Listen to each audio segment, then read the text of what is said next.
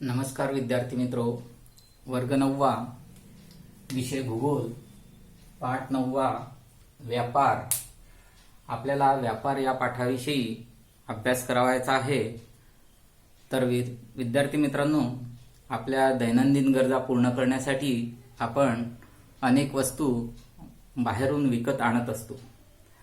या वस्तू आपल्याला एकतर दुकान, बाजारपेठ, मॉल्स किंवा मोठ्या घाऊक बाजारपेठेतून, बाजार समित्यातून विकत घ्याव्या लागतात.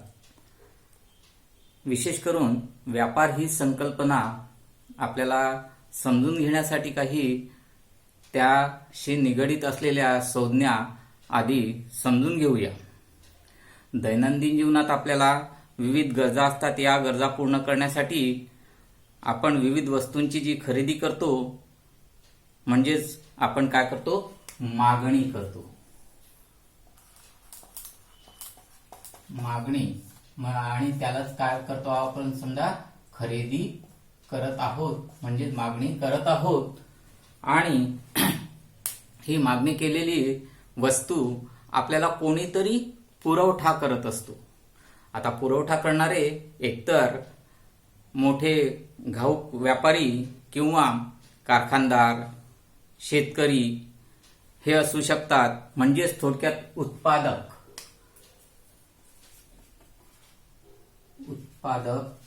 असतात आणि ते काय करतात, आपल्याला पुरवठा करतात. उत्पादक काय करतायत, आपल्याला त्या वस्तूंचा पुरवठा करत आहेत. म्हणजे आपण खरेदी आणि उत्पादक किंवा मागणी आणि पुरवठा या दोन संज्ञा पाहिल्यात. तर जो खरेदी करतो त्याला आपण काय म्हणतो, ग्राहक. आणि जो विक्री करतो त्याला म्हणतो आपण विक्रेता. तर या ग्राहक आणि विक्रेता यांच्यामध्ये जो खरेदी विक्रीचा व्यवहार होतो त्यालाच व्यापार असे म्हणतात. खरेदी विक्री किंवा देवघेव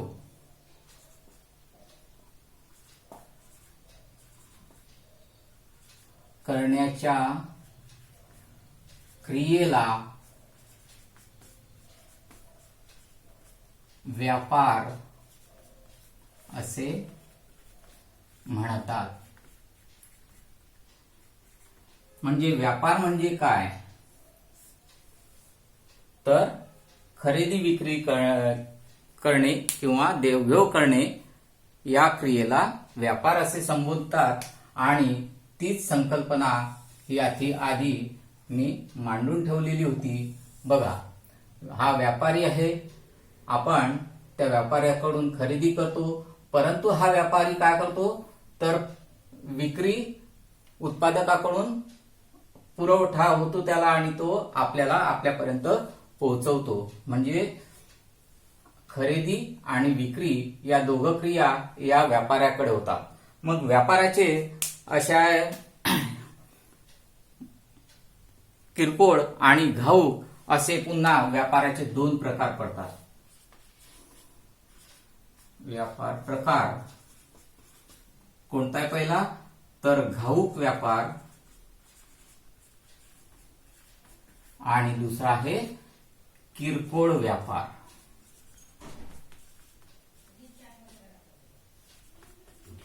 आता घाऊक व्यापार म्हणजे काय, तर मित्रो, जो उत्पादक आहे त्याच्याकडून माल घेऊन मोठ्या प्रमाणावर माल खरेदी करून ठेवणे आणि तो इतर दुकानदारांना छोट्या प्रमाणात पुरवठा करणे.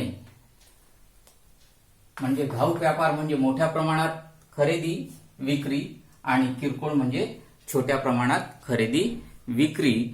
अशा पद्धतीने ही व्यापाराची संकल्पना आहेत. त्यामध्येच आपल्याला माहिती आहे की कोणत्याही गोष्टीची निर्मिती हे एकाच ठिकाणी मोठ्या प्रमाणावर होत असली तरी ती त्याच ठिकाणी पूर्णपणे विकली जात नसते.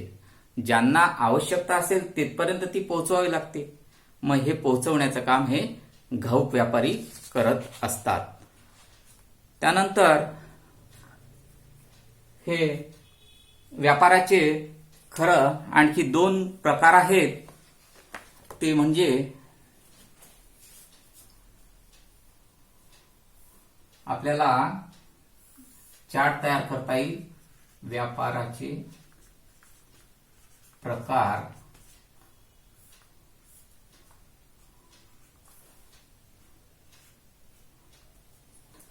या प्रकारानुसार जर आपल्याला वस्तूंच्या नगांची संख्या आणि प्रदेशानुसार विस्तार, तर आधी आपण वस्तूंच्या प्रमाणानुसार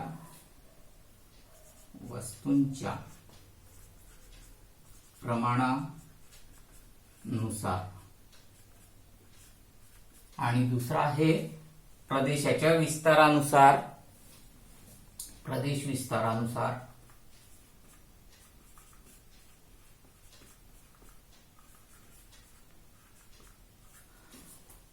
आणि ह्या वस्तूंच्या प्रमाणाच्याच नुसार जो व्यापार आहे त्याचेच 2 प्रकार हे वरती बघितले आपण, घाऊक व्यापार आणि किरकोळ व्यापार. घाऊक व्यापार आणि किरकोळ व्यापार. तर या प्रदेश विस्तारानुसार आपल्याला देशांतर्गत व्यापार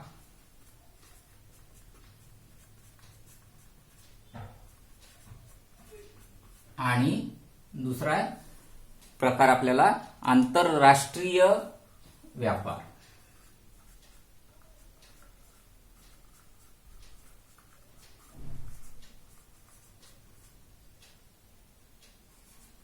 असे हे 2 प्रकार पडतात.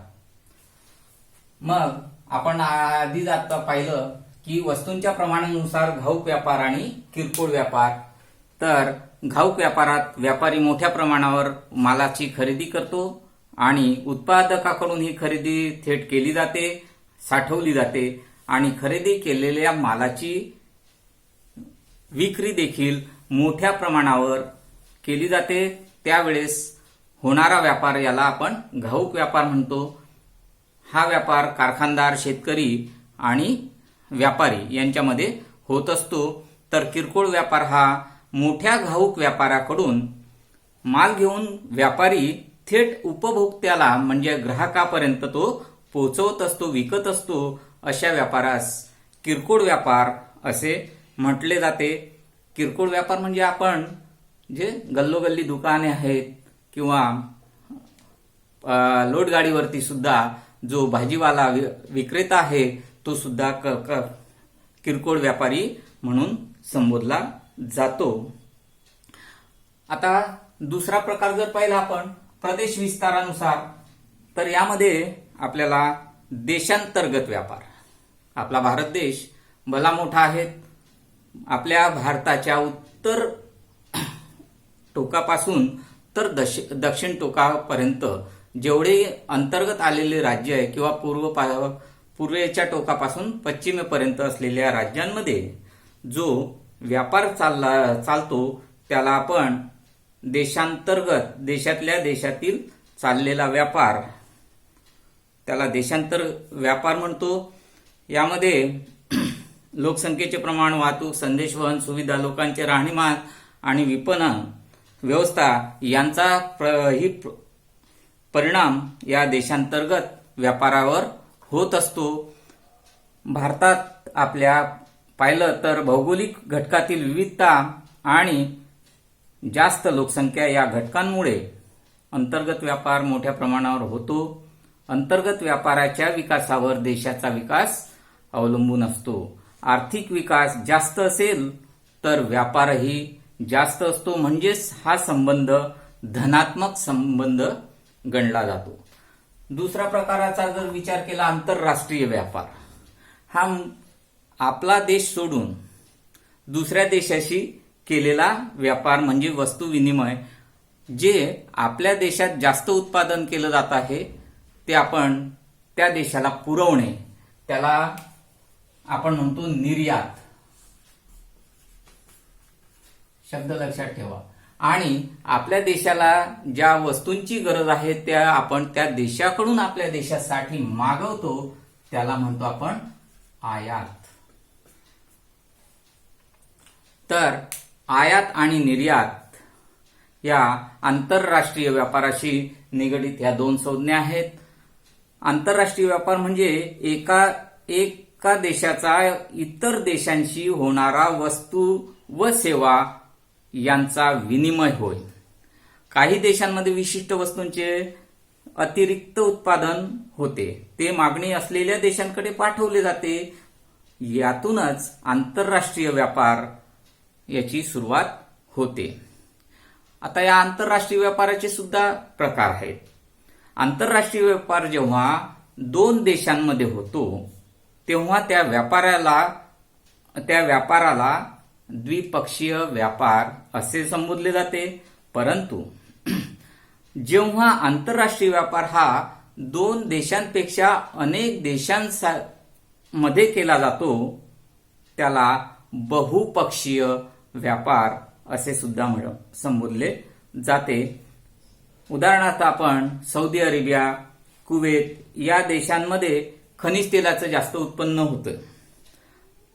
हे देश इतर सर्व देशांना ते खनिज तेल पुरवठा करतात.